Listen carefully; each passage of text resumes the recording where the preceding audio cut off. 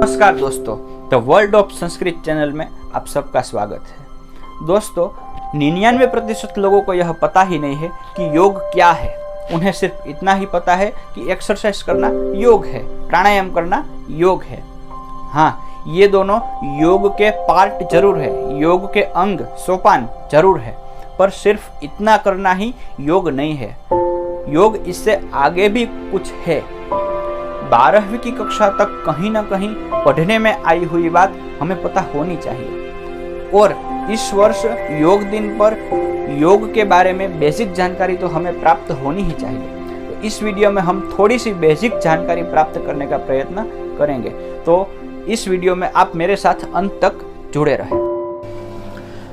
श्रीमद् भगवद गीता के दूसरे अध्याय के 48वें श्लोक में श्री कृष्ण भगवान ने भी योग की व्याख्या बताते हुए कहा है कि समत्वं योग उच्यते, यानी कि समता ही योग है।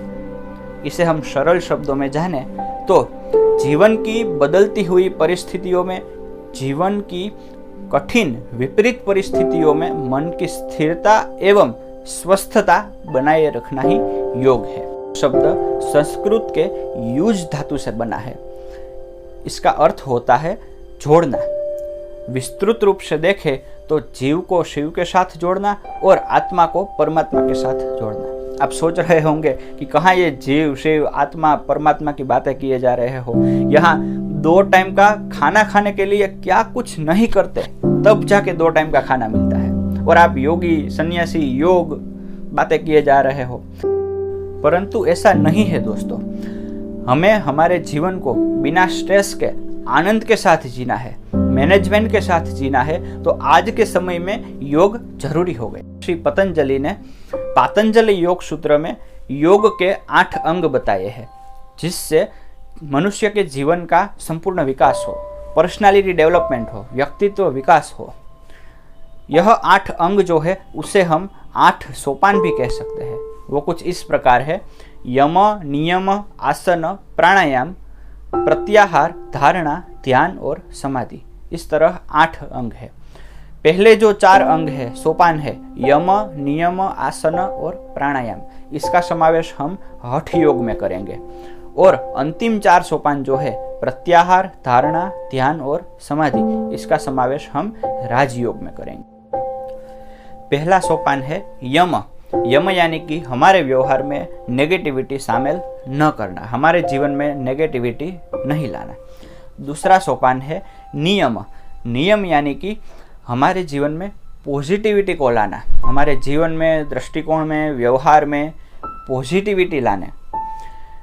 आप सबको वो कहावत पता ही होगी कि खाली दिमाग है वो शैतान का घर होता है। वैसे ही हमारे व्यवहार में भी निरसता नहीं होनी चाहिए, हमारा व्यवहार पॉजिटिविटी से भरा हुआ होना चाहिए। तीसरा सोपान है आसन। आसन यानी कि अलग अलग प्रकार की एक्सरसाइज, जिसे हम योगासन कहते हैं, या तो कोई भी प्रकार की अलग अलग पोस्चर जो होते हैं उसे हम आसन कहेंगे। आसन के भी कई सारे फायदे हैं, वो हम कभी दूसरे वीडियो में देखने का प्रयत्न करेंगे। चौथा है प्राणायाम। प्राणायाम यानी कि श्वास और उच्छ्वास की नियत प्रक्रिया, यानी कि सांस लेने की और सांस छोड़ने की कोई नियत प्रक्रिया है, उसे हम प्राणायाम कहेंगे।